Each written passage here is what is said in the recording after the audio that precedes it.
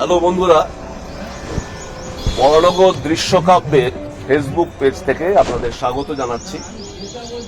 আপনারা জানেন আমাদের পেজে আমরা মাঝে মাঝেই কলকাতা তথা এই পশ্চিমবঙ্গের বিভিন্ন নাট্য ব্যক্তিত্বকে তুলে আনি আপনাদের সবার জন্য। তাদের কথা যত মানুষের কাছে পৌঁছে দেওয়া যায়, তাদের লড়াইয়ের কথা, তাদের যাপনের কথা, তাদের ভালোবাসার কথা। আসলে থিয়েটারটা তো ভালোবাসার বন্ধনে আমরা জড়িয়ে পড়ি। এটা শুরু করার পর থেকেই কেউ আগেই কেউ পরে, এভাবেই ঘুরতে ঘুরতে আজকে যে মানুষটাকে পেয়েছি সেই মানুষটাকে ভালো না বেশে আপনি পারবেন না। এত মিষ্টি একজন মানুষ আমার পাশে বসে আছেন, অমিতাভ চট্টোপাধ্যায়। অমিতাভদা অত্যন্ত গুণী একজন শিল্পী। মানে আমি ব্যক্তিগতভাবে পরিচয় খুবই কম দিনের অবশ্য, কিন্তু আমি তার অভিনয়ের সঙ্গে পরিচিত। এবং শুধু থিয়েটার নয়, থিয়েটারের সঙ্গে সঙ্গে ক্যামেরাতেও বিভিন্ন কাজে তাকে আমরা বর্তমানে দেখতে পাই। তা সেই অমিতাভদা কদিন আগে মুক্তধারা বলে একটি নাটকের কম্পিটিশন দমদমে হয়ে গেল। মাননীয় মন্ত্রী তথা নাটকের প্রাণের পুরুষ ব্রাত্য বসুর নেতৃত্বে সেই 16টি দলের কম্পিটিশনে অমিতাভদা রিসেন্ট শ্রেষ্ঠ অভিনেতার পুরস্কারে ভূষিত হয়েছেন। সে অমিতাভদাকে আজকে পেয়েছি। কিছুটা গল্প করবো ওনার সঙ্গে, গল্পই করবো, আড্ডা নাট্যাড্ডা বলা যেতে পারে। তা অমিতাভদা, মানে যেটা সবাইকেই এটা প্রথম আমরা হয়তো জিজ্ঞেস করি যে শুরুটা কিভাবে, মানে হঠাৎ করে নাটক কেন? এই প্রশ্নটা বড় মুশকিলের প্রশ্ন। আসলে খুব ছোটবেলা থেকে আমি জানি না কেন করতাম কি, এটা অনেকেই করে, আমরা যারা নাটক করি অনেকেই করে, ওই নিজেরাই রং মেখে ওই পাউডার দিয়ে চুল সাদা করে কখনো, হ্যাঁ, ওই করে একজনের বাড়ির ছাদে, আমাদের সামনের বাড়ি ছিল, তাদের বাড়ির ছাদে কি আবল তাবল লিখতাম, লিখে তার বাড়ির ছাদে সেইটাকে অভিনয় হতো। এবং সেটার আর একটা মজা ছিল, সেই অভিনয়টির পরে সেই মেয়েটির নাম ছিল টুম্পা। তো যাই হোক, তার মা অনেক কিছু রান্না করে, সুধা মাসি, তিনি অনেক কিছু রান্না করে আমাদের খাওয়াতেন। তো সেটাও একটা লোক ছিল আর কি। তা এটা কেন শুরু করেছিলাম, কি জন্যে, কেন মনে হয়েছিল, সেইভাবে বলতে পারবো না, ভালো লাগা থেকেই করে। তারপরে যেটা আমি বিশেষ করে বলবো, ছোটবেলায় রেডিও ছিল সর্বক্ষণের সঙ্গে। রেডিও নাটক সেই বোধহয় শুক্রবার করে হতো না? হ্যাঁ, শুধু তো শুক্রবার তো ছিল, যেটা আকাশবাণী কলকাতা। তাছাড়া বিবিধ ভারতীতে তখন প্রচুর হতো, বিজ্ঞাপনদাতা আয়োজিত, এবং সেখানে রোববার দিন তো ভরপুর প্রোগ্রাম। হ্যাঁ, এবং সেখানে রেডিওতে যে ওই নাটক শোনা, সেটার যে কি একটা অদ্ভুত নেশা, সেটা ভাই বলতে পারবো না। এবং আমার একটা অদ্ভুত কথা, আমি এটা অনেককে বলেছি, আবার বলছি এই কথাটা। আমার নাটকটার নাম মনে নেই, শ্রদ্ধেয় রমাপ্রসাদ বণিক অভিনয় করেছিলেন। তা সেই নাটকটিতে ওনার চরিত্রটি ছিল একটি জোকারের। আচ্ছা, বেটে মানুষ যার ছেলে মারা গিয়েছে, এবং তিনি ওই ছেলের জন্মদিনের দিন তার ছেলের কবরের কাছে যান এবং গিয়ে নিজের কান দুটো খুব নাড়িয়ে ছেলেকে হাসানোর চেষ্টা করেন। রেডিওতে কান নাড়ানো আমি ওই প্রথম শুনি। আমরা কান নাড়ানো দেখতে পাই, কান যে নড়ে সেটা শুনবো, সেটার অবশ্যই মিউজিক্যাল এফেক্ট ছিল। এবং তার সঙ্গে সঙ্গে তার কিছু বাচিক কথা ইত্যাদি ছিল, যেটা মানে একটা অদ্ভুত। অসামান্য শিল্পী ছিল, অসামান্য। এবং সেই সময় যারা রেডিওতে অভিনয় করতেন, আমি কাউকে এ করছি না, মানে শাওলি মিত্র, মানে সেই সময় শ্রাবন্তী মজুমদার, সৌমিত্র বাবু, সৌমিত্র বসুর কথা বলছি, হ্যাঁ, তারপর বোধহয় গৌতম মুখার্জি খুব সম্ভবত, এরকম স্বরাজ বসু, মানে তাদের অভিনয়, এবং কখনো কখনো শম্ভু মিত্র, তৃপ্তি মিত্র, এদের নাটক শোনারও রেডিওতে আমার সৌভাগ্য হয়েছে। মানে আমার দুর্ভাগ্যই বলবো বা যাই বলবো, আমার কিন্তু কখনো মঞ্চে গিয়ে এইসব স্টলওয়ার্ট মানুষদের নাটক দেখার সৌভাগ্য হয়। কেন আপনি শুরু করেছিলেন সেটা মোটামুটি কত সাল হবে? আমি নাটক ওই যেটা বললেন কিছু অভিজ্ঞতা, হ্যাঁ, এইটা তো মানে ভালো লাগার কথা বললাম। হ্যাঁ, আমার শুরু মোটামুটি ধরো ওই 2003-04 এইরকম, মানে অনেকটা পরে, আর অনেকটা পরে। এবং সেই সময় যে শুরুটাও, সেটা একটা অদ্ভুত ভাবে মানে আমার মা তখন এক্সপায়ার করে গেছেন, তার 2 বছর আগে বাবাও এক্সপায়ার করেছেন। এখন দুজনে চলে যাওয়ার পরে একটা ভীষণ ভাবে কিরকম হয়ে গিয়েছিলাম, মানে, এবং ওই চাকরি আর বাড়ি এই ছাড়া আর কিছু না। ততদিন আমার বিয়ে হয়েছে, একটি সন্তান হয়েছে। চাকরি কোথায় করতেন? আমি ট্রাভেল ট্রেডে ছিলাম। আমি আগে শুরু করি, আমার সেই বিশাল স্কুল, মানে বললে লোকে হাসবে, আমি অন্তত 16-17 জায়গায় চাকরি করি, বেশি ছাড়া কম না। এবং আমার যেখানে ভালো লাগতো না, আমি বললাম থাকলো তোর চাকরি, আমি গেলাম, এইভাবে চাকরি করি। যাই হোক, তারপরে আমি ট্রাভেল ট্রেডে চলে আসি, এবং সেই করতে করতে করতে সেটা দীর্ঘ পথ। আমি এয়ার ইন্ডিয়া দিয়ে, আসলে স্বাধীনতা যাদের রক্তে, তাদের ওই বেঁধে রাখাটা খুব মুশকিল, বাঁধনের মধ্যে থাকা খুব মুশকিল। যাই হোক, যেটা বলছিলাম, ওই সময় ইফটা ওরা কাগজের কি বিজ্ঞাপন দিয়েছিল যে ওদের কিছু পথ নাটকের প্রজেক্ট আছে, সেই জন্য ওরা কিছু অভিনেতা চাইছে। দমদমে ওদের দল, তখনও মেট্রো চালু হয়নি, মানে মেট্রো দমদম তো যাই না, এমনি বোধহয় ওই প্ল্যানেট পর্যন্ত, টলিগঞ্জ প্ল্যানেট, হ্যাঁ, কাজেই শ্যামবাজার ছিল না, তখন প্ল্যানেট পর্যন্ত, মানে আমি সময় কথাটা বলছি, তখন প্ল্যানেট পর্যন্ত, হয়তো সালটা এদিক ওদিক হতে পারে। হ্যাঁ, তো যাই হোক, ইফটায় ওই বিজ্ঞাপন দেখে আনন্দবাজারে আমি ফোন করি এবং ওখানে গিয়ে যোগাযোগ করি। তারপরে ওখানে দেবাশিসের সঙ্গে কথা হয়, ওরা আমাকে সিলেক্ট করে, এবং ওখানে আমার সেই সময় সৌভাগ্য হয়েছিল বেশ কিছু পথনাটক করার। আচ্ছা, মানে এবং বিভিন্ন জায়গায় ঘুরে ঘুরে আমার শুরুটা ওইভাবেই, যদি মানে নাটকে অভিনয়ের কথাই বলি, তাহলে আমার শুরু কিন্তু ওইভাবে পথনাটক দিয়ে। হ্যাঁ, কি নাটক সেটা মনে আছে?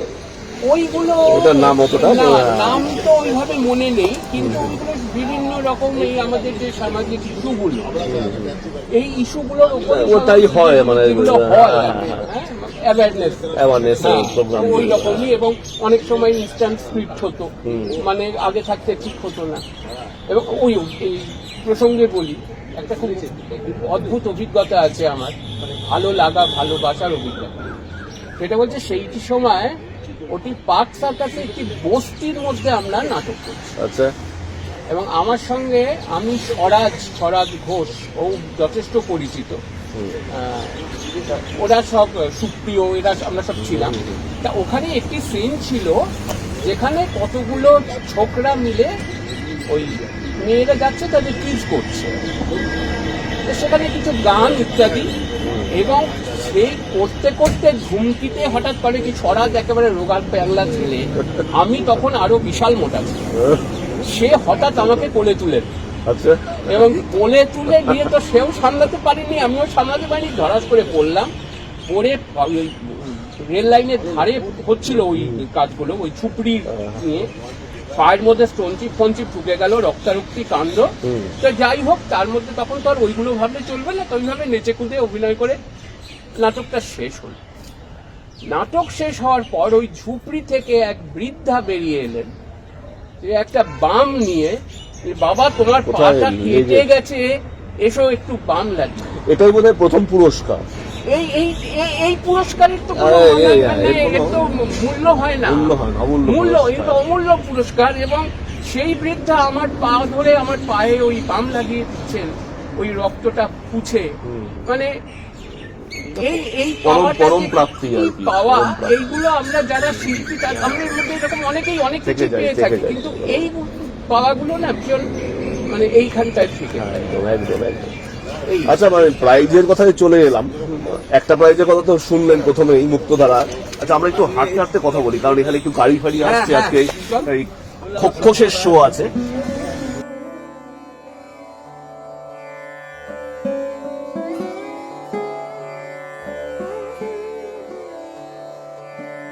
আচ্ছা, মুক্তধারার পুরস্কারের কথা তো বললামই প্রথমে দর্শকদের। এছাড়া জীবনে অভিনয় বা পরিচালনাগত আর কি কি পুরস্কার বা কিছু এখন অবধি? প্রথম পুরস্কার আমি যেটা বলবো সেটা ভাই দর্শকের ভালোবাসা। দর্শকের ভালোবাসা তো ওই পুরস্কারের কাছে কোনো পুরস্কার মূল্য হয় মানে নেই আমার মনে হয়। না, মানে না। ওই যে ইনস্ট্যান্ট ওই সময় দর্শকেরা হাততালি দিয়ে ওঠেন এবং একদম, একদম। নাটক শেষে এসে ওই বলেন দাদা কি অপূর্ব লাগলো, ভালো লাগলো, একবার একটু ধরবো। মানে এটা যে কোনো মঞ্চশিল্পীর, এটা মানে শুধু মঞ্চশিল্পী না, মানে- এটা যে কোনো শিল্পীর কাছে আমার একদম। মনে হয় এর থেকে বড় পুরস্কার হয় না। হয় তো সেটা যাই হোক, এছাড়া কিছু লিটারালি যেগুলো আর কি। হ্যাঁ লিটারেলি যেগুলো দেখুন, প্রথম সত্যিকারের এই যে শ্রেষ্ঠ অভিনেতা এই মুক্তধারার এই যে যেহেতু এটা সারা পশ্চিমবঙ্গের 16টি নাট্যদল পার্টিসিপেট করেছিল হুম। এবং এটি ছিল সরস্বতী নাট্যশালার প্রযোজনা একটি নাটক, বিবেক জয় সেন। জয় সেন, হ্যাঁ, হ্যাঁ, ওতে ডক্টর অরবিন্দ খুরানা ওই ক্যারেক্টারটা আমি আচ্ছা আচ্ছা করি। আচ্ছা আচ্ছা। তো যাই হোক, ওটা কি সুব্রত তার না নাটকটা? সুব্রত কাঞ্জি সুব্রত কাঞ্জিলাল না? হ্যাঁ, ওনার লেখা। তো যাই হোক, এটি স্বীকৃতি, আমি ওখানে বলেও ছিলাম ইনফ্যাক্ট যখন এই প্রাইজটি পাই, যে এটি স্বীকৃতির বড় প্রয়োজন, কারণ এটির প্রয়োজন হ্যাঁ, আছে, হ্যাঁ, এটা হ্যাঁ, কিন্তু অস্বীকার করার না, নেই। না, না। তোমাকে মানুষ ওই দর্শকদের ভালোবাসা যেতে পেলাম ইনস্ট্যান্ট, সেই সময়টা খুব ভালো লাগলো। তাছাড়া কি একটা দায়িত্ব বাড়ি দায়িত্ব, দায়িত্ব তো অবশ্যই বাড়িয়ে দেয়, কিন্তু একটা যেটা কথা, যারা আমার মতন মানে শুধু অভিনয়কে পেশা করে এগোতে চাইছে, তাদের এই খিদেটা মেটা খুব মুশকিল। এখন যতক্ষণ না তোমার কাছে একটি স্বীকৃতি এসে হাজির হচ্ছে, তোমায় কেউ বুঝবেন না, শুনতে খারাপ। একদম একদম হ্যাঁ, ঠিক কথা। তুমি যত হয়তো হচ্ছে ওই, আমি এমনও দেখেছি মানে চিনতে পারছেন, বুঝতে পারছেন, নাচেন আর ভান করে পাশ কাটিয়ে চলে গেলেন। আবার কেউ কেউ অন্যরকম অবশ্যই আছে, সে তো সবাই ব্যতিক্রম থাকবে ব্যতিক্রমী সবকিছুতে। থাকে। তা এছাড়া অন্য পুরস্কার বলতে আমি আন্তিগণে একসময় ওটা গড়িয়া কৃষ্টি প্রযোজনা করতো, আচ্ছা। আন্তিগণের জন্যে আমি অভিনেতার পুরস্কার পেয়েছি। ওটা রুদ্রবাবু খুব সম্ভবত সার্টিফিকেট ইস্যু করেছিলেন, ওটা হয়েছিল নন্দিকারের বিখ্যাত নাটক হ্যাঁ, সময়। এটা খুব সম্ভবত হয়েছিল তোমার ওই বাঙুর নাট্য নেশা, ওদের কোনো একটা আচ্ছা, ফেস্টিভ্যাল আচ্ছা। ছিল ওখানে, ওই মানে প্রতিযোগিতামূলক, তো সেইখানে ওটা পাই আর কি। আর তাছাড়া ধরো আমাদের নিজেদের দলের প্রোডাকশন শরণার্থী, শরদিন্দু বন্দ্যোপাধ্যায়, ওটা আমরা শ্রুতি হিসেবে পারফর্ম করেছিলাম, ওইটাতে শ্রেষ্ঠ প্রযোজনার পুরস্কার পেয়েছি। আচ্ছা, মানে নিজের দলের কথায় চলে এটা এলেন। নিজের দলের বাসধ্বনি অনুপ্রাণন, অনুপ্রাণন। অনেকেই নিশ্চয়ই জানেন দর্শকরা, তাদের ভালো ভালো কিছু প্রোডাকশন এই মুহূর্তেও চলছে। এই মুহূর্তে কি কি চলছে? এই মুহূর্তে সুবর্ণ গোলক খুবই মানুষের প্রশংসা পেয়েছে, আর আমাদের নতুন প্রযোজনা আসছে 22শে মার্চ। 22শে মার্চ। আচ্ছা পাকুস্থলীর পদাবলী বলে একটি নাটক। আচ্ছা। এটি একটি ছোট নাটক, একাঙ্ক। তা এটি লিখেছেন রজত সুব্রতাইন, আর নির্দেশনা আমি দেওয়ার চেষ্টা করছি আর কি। এটা কোথায় হবে? এটা মুক্তাঙ্গনে হবে 22শে মার্চ। 22শে মার্চ মুক্তাঙ্গনে নতুন নাটক বাসধ্বনি অনুপ্রাণনের। আপনারা যারা এই ভিডিওটার মাধ্যমে আমাদের দেখছেন তারা কিন্তু ভুলবেন না, অবশ্যই দেখবেন অমিতাভতার কাজ। আচ্ছা, নিজের দল করার ইচ্ছে কেন হলো এবং কবে হলো? কবে থেকে শুরু বাসধ্বনি অনুপ্রাণনের? নিজের দল করার ইচ্ছেটা আমি যখন বিভিন্ন দলে হ্যাঁ বলুন। হ্যাঁ, যখন ওই বিভিন্ন দলে ওইভাবে কাজ করছি, হুম। আমি প্রথম আমায় তো বললাম ইফতার কথা, হ্যাঁ। এবং ইফতার পরে তারপরে কিন্তু একটা সময়ে আমি বেশ কিছুদিন আবার নাটক থেকে সরে এসেছি, আচ্ছা, মানে দীর্ঘ 6-7 বছর। কেন? সংসার চলছে, ও আমাকে আবার চাকরিতে ঢুকতে হয়, এবং কিন্তু এমন সে মানে আমি না পাচ্ছি চাকরি করতে, চাকরিতে মন দিতে, আর মানসিক একটা যন্ত্রণা শেষে একটা দিন ডিসিশন নিলাম, সারা যা হবে হবে, যা হবে হ্যাঁ হবে, যা একদম, হবে একদম। হবে, চাকরি বাকরি ছেড়ে ছুড়ে যা পারি করবো বলে নেমে পড়লাম। সেটা ভুল করেছি ঠিক করেছি জানি না, চলছে কিভাবে মানে- চলছে তাও জানি না। আমাদের সিনিয়রের কাছ থেকে শুনেছি যে মঞ্চের আলো একবার যার গায়ে লেগেছে সে কিন্তু এটা থেকে আর বেরোতে পারে না, বেরোতে তাই না? পারে না, হ্যাঁ, পারে না, পারে না, অদ্ভুত। পারে না। এটার যে কি নেশা, হ্যাঁ। সে নেশার যে মজেছে সেই যে মজেছে সেই জানে। তা এবার বসন্তরানী অনুপ্রাণন হ্যাঁ, শুরুটা বলছিলাম যে ওই রকম বিভিন্ন দলে কাজ করছি, তখন হুম। কাজ করতে করতে অনেক সময় একসময় মনে হলো যে আমি যদি নিজে থেকে কিছু করি, হ্যাঁ। অনেক কিছু ভাবনা চিন্তা অনেক সময় আসে তো মনে, কারণ সেটা ধরুন না, অন্য দলে কাজ করলে তো আমি আমার ভাবনাটা সেখানে বলতে না পারি, না না সেখানে তারা যে ভাবনাটা দিয়ে দিচ্ছেন, সরি হ্যাঁ না না it's okay। সরি দর্শকরা একটু ফোন এসে গেছিল সরি হ্যাঁ, না না দূর, তবে হ্যাঁ, যা বলছিলাম সেটা ওই রকম চিন্তা ভাবনা থেকেই বাঁশবনী অনুপ্রাণন শুরু। এটি শুরু হয়েছে 2016 ডিসেম্বর, 2016 খুব বেশি খুব হয়ে গেল। বেশি দিন হ্যাঁ, নয়, খুবই সামনের কথা আর কি। তবে 2000 8 বছরের মধ্যে কিন্তু যথেষ্ট একটা ছাপ ফেলতে সক্ষম হয়েছে বাঁশবনী জানি অনুপ্রাণন, না ভালো ভালো কতটা প্রোডাকশন। ছাপ ফেলেছি, তবে হ্যাঁ আমাদের কিছু প্রোডাকশন অবশ্যই দর্শক ভালো লেগেছে দর্শকের, এটা আচ্ছা, এই বাঁশধ্বনি অনুপ্রাণন, তাই তো? বাঁশধ্বনি হ্যাঁ, বাঁশধ্বনি অনুপ্রাণন এর মাধ্যমেই কি আপনার পরিচালনা শুরু? পরিচালনা এর মাধ্যমেই শুরু। তার আগে যে পরিচালনা, ওটাকে পরিচালনা বলবো না, স্কুলে নাটক হতো তাতে আমি পরিচালনা করতাম, মানে ছাত্র হিসেবে? ছাত্র হিসেবে। আচ্ছা আচ্ছা আচ্ছা, বাহ। ছাত্র হিসেবে আমি আমাদের স্কুলে ঝালাপালা করা হয়েছিল সুকুমার রায়, আচ্ছা, সেটা আমি পরিচালনা করেছিলাম। হুম। তারপরে এমনি এদের নিয়ে, ওই ছাত্রছাত্রীদের নিয়ে দেবতার গ্রাস করেছি। দেবতার গ্রাস। এইগুলো স্কুলে যেগুলো করেছি, হয় স্কুলে যেগুলো মূলত, হয় হ্যাঁ, সেগুলো করেছি, কিন্তু নিজের দলে নিজের পরিচালনা দলের শুরু ওপরে, ওইভাবেই। এবং প্রথম লেখা যে নাটক আমরা করি সেটা আমারই লেখা একটি নাটক, চোর বলে একটি। চোর। হ্যাঁ, আচ্ছা, সেইটি আমাদের প্রথম প্রোডাকশন। আমি আরেকটি নাটক দেখলাম জাতপাতের উপর, নাটকটির নাম বর্ণচোরা। বর্ণচোরা। হ্যাঁ। বর্ণচোরার আবার আগামী একটি খুব শো আসছে, খুব ভালো প্রোডাকশন, আপনারা দেখবেন বর্ণচোরা। 6 এপ্রিল এই শোটি আবার তখন থিয়েটারে হবার তখন কথা। থিয়েটারে 6 এপ্রিল বর্ণচোরার আবার শো আছে, অত্যন্ত সুন্দর নাটক, আপনারা অবশ্যই যাবেন।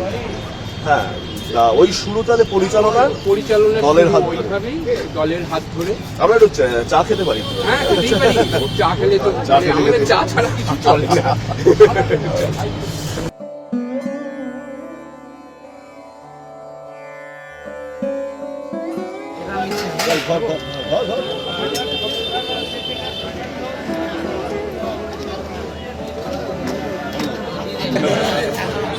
আমাদের ক্যামেরাম্যানদেরও একটু বিস্কুট খাওয়া দরকার আছে।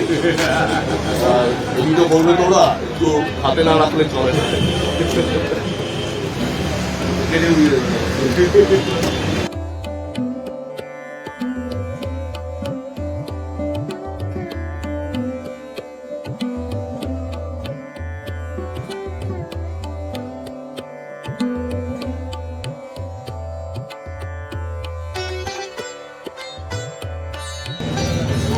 হ্যাঁ, নাটকের দলের সঙ্গে এই চা খাওয়াটা তো খুব জড়িত, যদিও আমি চা পাই নই, এটা অনেক অবাক হয়ে যান, এখন চা খাই না। নেশা ওই একটাই আছে, নেশা ওই একটাই, না না নেশা ওই একটাই, ওই নাটক, ওই অভিনয়, এছাড়া করতে এটা অনেক অবাক হবে, কিন্তু নাটকের দলে চা, মুড়ি, চপ, সিঙ্গারা এগুলো তো চলেই সবসময়। তাই আমরা পরিচালনার কথা শুনছিলাম। ওই চোর নাটকের প্রথম পরিচালনা করা আমার। তারপরে আরো অনেকগুলো নাটক আমরা করেছি। অশ্রুত পুরাণ করেছি, নরেন্দ্র লেখা, নরেন্দ্র লেখা। বর্ণচোরার কথা তো বললাম, বিন্দিশ কন্যার কথা বলেছি, ইন্দ্রাশিস লাগে। আমার খুব মানে কপাল খারাপ, ওটা অনেক কষ্ট করে ওই প্রোডাকশনটা করেছিলাম, মানে নিজের সর্বস্ব খুঁজছি, কিন্তু তারপরেই করোনা, তার ফলে সেই সমস্ত প্রোডাকশন মানে আমার পুরো খরচা পুরো গেল, কিচ্ছু করতে পারবো না। রিভাইভ করার কোনো উপায়? ইচ্ছে আছে, আসলে কি এটা ভীষণ একটা জ্ঞানের প্রোডাক্ট, অনেক নাচ টাচ ইত্যাদির ব্যাপার আছে। এখন কতজন আবার সেই সব জোগাড় করা, সবাইকে অ্যাক্টিভেট করা, সবার সময় পাওয়া, মেন সমস্যা তো সময়। কতটা সংগ্রাম চলে ভেতরে ভেতরে এটা হয়তো অনেক কিছু, মানে এমনও সাধারণ হয়েছে, দর্শকরা বুঝতে পারেন না। এমনও হয়েছে কোনো একটি নাটক, আমি অভিনেতার নামও বলবো না, তার দুদিন পরে শো, তার কোনো ব্যাপারে হয়তো কোনো কিছু খারাপ লেগেছিল, তিনি এমন কিছু কথা লিখেছিলেন গ্রুপে যে আমি বললাম যে ঠিক আছে থাক, আপনাকে করতে হবে না।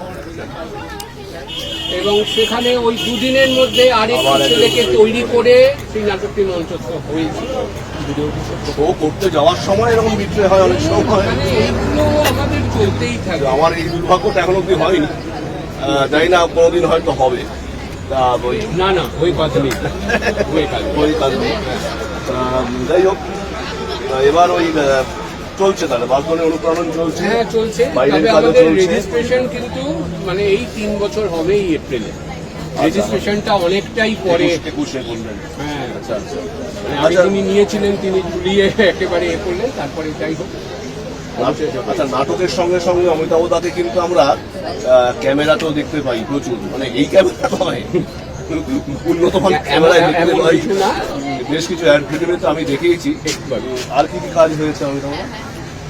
কাজ ফিল্ম ছাড়া অ্যাড ফিল্ম ছাড়া ওয়েব সিরিজ আছে, ফিচার আছে, শর্ট ফিল্মস আছে। কি ফিচার একটু শুনি যাবো, সবাই জানুক আর কি। ফিচারে যেগুলো কাজ করেছি 61 গড পারলেন, আচ্ছা ওইটা ভীষণভাবেই ভাইরাল একটি গানের মাস্টারের ক্যারেক্টার। আচ্ছা আচ্ছা। ভাইরাল আমি দেখেছি। এছাড়া আমি করেছি মানব জমিন বলে কি ছবি, যেটা দেবেশদার সঙ্গে করার সৌভাগ্য হয়েছিল, দেবেশদার ছবি। তারপরে ঋষটা দেবরসী প্রমিসের ছবি, এতে কাজ করেছি। সম্প্রতি দেবরসীর আরেকটি ছবি কাঁটাটা, এতে কাজ করলাম। বেশ কিছু মানে হ্যাঁ, এবং আরো আছে, আরেকটি কাজ করেছি আসমানি ভোর বলে কিছু, যে ছবিটি এখনো রিলিজ করেনি। এদের খুব প্রশ্ন হয়েছিল।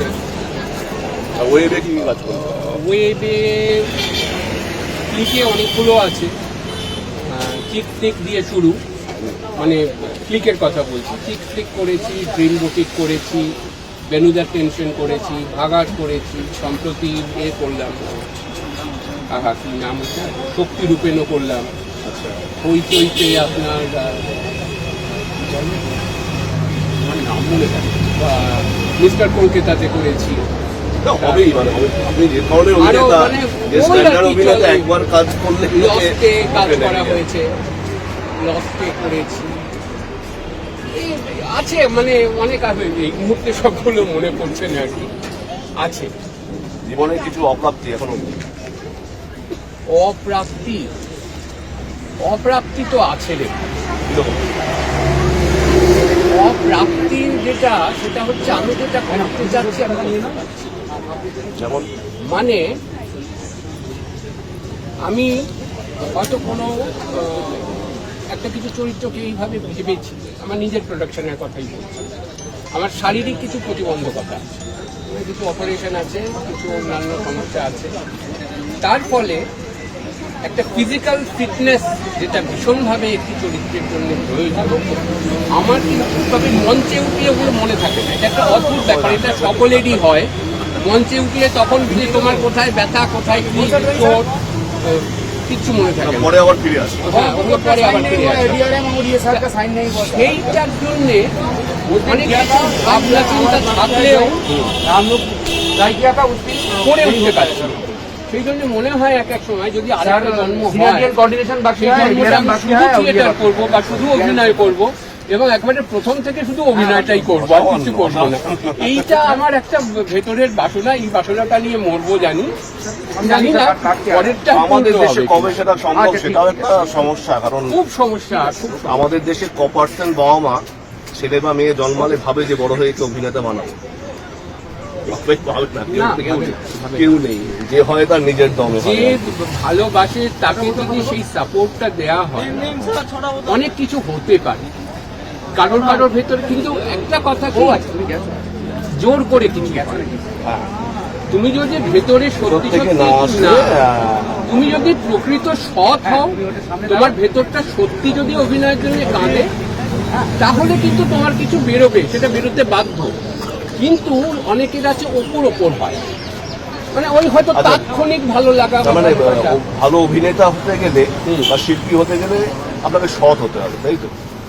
সবার আগে তাই না?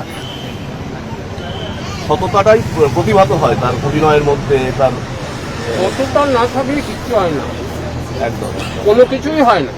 এটা আমি শুধু অভিনয়ের কথা, হ্যাঁ তাৎক্ষণিক তার প্রচুর লাভ হতে পারে, আমরা দেখতে পারি যে সে ওরে বাবা সে কি মানুষ রে ভাই, দীর্ঘস্থায়ী হবে না সে। কিন্তু পরে কি আসছে, খুব বড় শিক্ষার ব্যাপার এটি।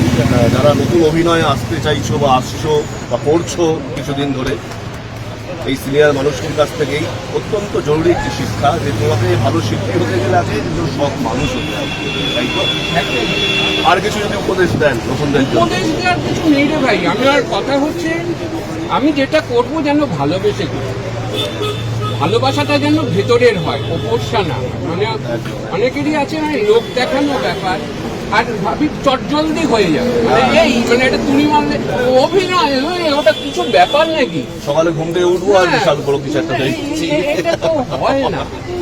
এর জন্য সমানে আমি তো পটিতে বসেও নিজের ডায়লগ বলছি, হ্যাঁ সত্যি কথা, কারণ না হলে সম্ভব নয়, সম্ভব নয়। অনবরত তোমার ওই যে চরিত্র হয়ে ওঠা, এটা কিন্তু চারটিখানি কথা নয়। মানে আজ ধরো আমি ডাক্তার করছি, গতকাল আমার যে ক্যারেক্টারটা ছিল রিমির সঙ্গে তো তুই কাজ করেছিস, কালচারটাই ছিল পুরোপুরি কমেডি, ফুল কমেডি। আচ্ছা, এখন আমার কেউ যদি কেউ ওই সিরিয়াস চরিত্রের সঙ্গে এইটা মেলাতে চায়, সে মেলাতে পারে। কাজেই ওইটা আচ্ছা, কোনটা করতে বেশি ভালো লাগে, সিরিয়াস চরিত্র না কমেডি, বা কোন জনারটা বেশি ভালো লাগে?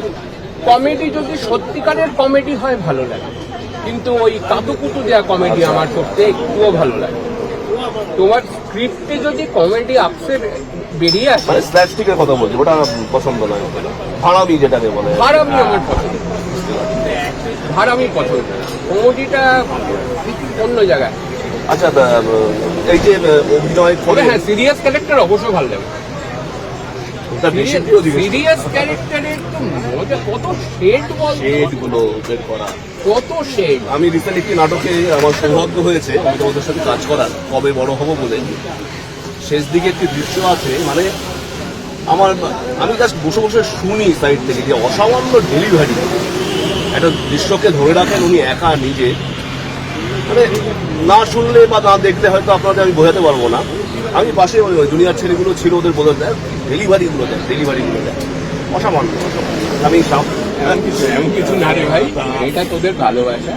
আচ্ছা, একটা শেষ দিকে একটা শেষ প্রশ্ন। আচ্ছা, এই যে আমরা সৃষ্টি, তাই তো? যা করে শিল্পী, যা করে তার সৃষ্টি করে।